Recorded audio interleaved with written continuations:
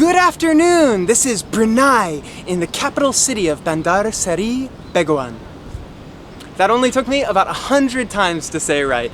Please excuse me for all the pronunciation issues I have when I'm talking about Brunei. I cannot pronounce things well here. It's so difficult for me. But I apologize for my poor pronunciation. Please bear with me. I'm here in Brunei and it's fantastic. I love it. I love countries like this so much. Many people, they take vacations to Thailand, South Korea, Taiwan.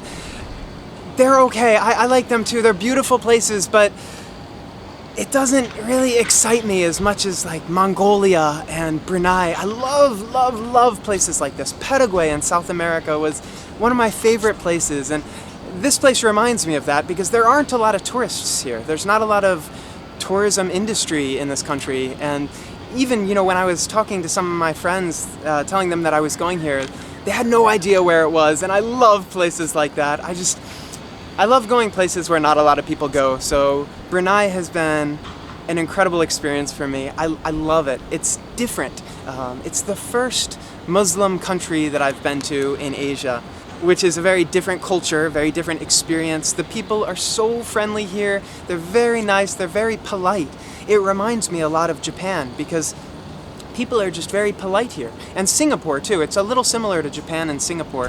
When you cross the road, the cars will stop for you, and just small things like that. People say thank you and stuff. It really makes a big difference for me in terms of my enjoyment of the country that I visit.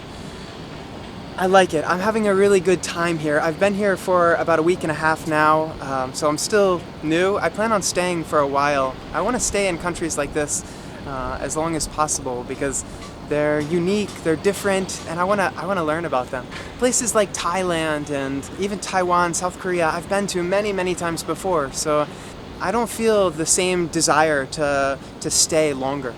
Here, it's my first time. I'm learning so much. This place is really interesting. If you don't know a lot about Brunei, I highly recommend you look it up. Look it up on Wikipedia or watch a documentary about it. It's a fascinating place. It's very wealthy here, so it's not so expensive, but it's pretty expensive compared to the countries around it, like Malaysia and Southeast Asia is fairly inexpensive. So coming from the Philippines, this place feels very expensive, but it's a very wealthy country due to the oil that they found offshore. So there's a lot of wealth here. In fact, the first thing that you'll ever hear about this place when you watch or read about it is the Sultan. His palace is the largest palace in the world right now, or the largest currently being used palace, like someone is residing there. It costs some $600 million. It's a $600 million estate, and it's really cool. I could only see it from the outside. I really want to go in. I think that you can go in only once or twice a year. The Sultan lets everybody in, and he seems like a really nice guy. I'm not a politician. I don't like to get into politics, but from what I've read, what I've seen, and the people that I've asked, everybody kind of supports him and likes him and thinks that, of course, there are things, he can't control everything, but in general, he's doing a really good job, and he's a really generous, humble person. And I like that. I like rulers like that. I like people like that. So I'm standing just in front of the Omar Ali Saifuddin Mosque. And the place is beautiful. As you can tell, it's often listed as one of the most beautiful mosques in all of Asia. So it's a really nice place. The dome on top is completely gold, pure gold. And it's got a boat. I don't know if you can see a small boat in the middle of this man-made moat. It's a very nice place, but it's been, as usual, a challenge to film here. One, because it's one of the more popular tourist attractions. If you come to Brunei, almost everybody goes to this place. So I've had to kind of time it where there's not a lot of people around. I have to watch for security because I'm flipping, and it's a mosque, and I have to be really sensitive to religion. I don't want to disrespect any religion. I don't want to disrespect any place. I'm very sensitive to that. So if anybody watches my videos, no disrespect whatsoever to any religion. I am a huge fan of every religion: Islam, Christianity, Buddhism, Hinduism. I love religions. That's one thing maybe not a lot of people know about me, but I'm really passionate about studying different religions. I think Sufism is amazing. It's very cool, and I love learning about it. And So no disrespect whatsoever. I want to present the mosques the most beautiful way possible. There's a lot of negative connotations when you're talking about Islam in the Western world, which is crazy. I think it's ridiculous. I love Islam, and I really have a lot of Muslim friends that have taught me so much about Islam, and I'm thankful for them.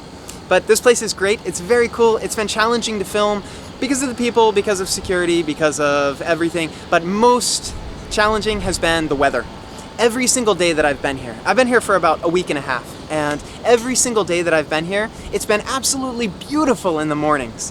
And then by around 1 or 2 p.m., these giant, massive rain clouds start coming in. Even now, right behind me, there's a giant gray, or right in front of me, there's a giant gray rain cloud, and I know it's gonna pour here soon. So the reason I need to film in the afternoon is because the sun rises over there, and this is the shot I need. Because one of the famous things about this place is that boat over there. So I wanted to get the boat inside the moat with the mosque in the background. It's just crazy. Today is the first day that it hasn't been so bad. It's a little cloudy now. When I was filming, there were a little less clouds, so I think that I got a nice shot. I don't mind so much clouds and everything, but I don't want to have like an ominous rain cloud bearing down on the mosque when I shoot. I want it to look as beautiful, cheerful, and happy as possible. So today was the first day, and literally I've been out here every day. I've come to this mosque probably more than any other tourist has ever come to this mosque. They know me here. They had a dinner, or not a dinner, like a brunch before lunch, and they invited me to eat. Everybody was eating. It was really cool. I love the friendliness of the people here. Really, really nice place. But I'm glad that I finally got a day to film this, because it's cool, I like it, and I like mosques so much. I like going inside. There's such a feeling of spirituality inside a mosque, more so than the average church, I'd say. Of course, some churches have a lot of spirit, but the average mosque feels very, very spiritual to me, and I love that feeling. So, yeah, Brunei is great. I love it here. I like the people a lot. The food is interesting. I've made friends with Chinese, I don't know how to say. They're not citizens, they are stateless people, which is really, actually that's one thing about Brunei that kind of bothered me. Like, staying with them and listening to their story, they feel like they don't have home. Like it's Brunei, they can't say Brunei is their country or their home. Even when they travel, they're not allowed to travel like people who hold a Brunei passport are allowed to travel. They need to apply for visas everywhere. And Brunei is generally pretty good. Like they can go many places without a visa. But the stateless people, they have to apply for a visa every single place they go, which is really like frustrating. And I feel bad. I mean, my heart has a lot of love for China. I love Chinese culture. I love Chinese people. And to see them they're not suffering. Of course, they love this place and it's nice, but it's not like 100% home for them. They're not as welcome. There are laws. The law system here is really weird. It's like there's certain laws that only apply to Muslim. They're state laws. They're country laws, but it's Sharia law actually. It's only for Muslims. Like you can't eat pork.